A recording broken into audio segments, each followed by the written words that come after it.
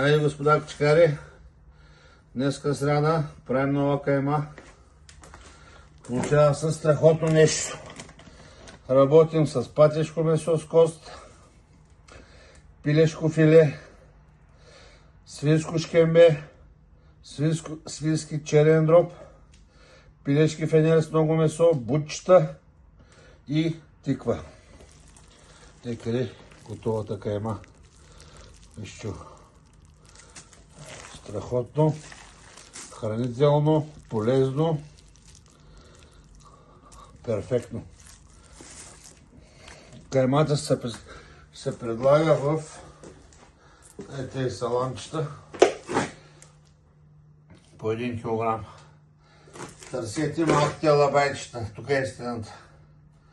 Повтарям, кайма нова, патешко месо с кост, пилешки филета, бутчета, фенери, свинско шкембе, свински черен дроб и тиква.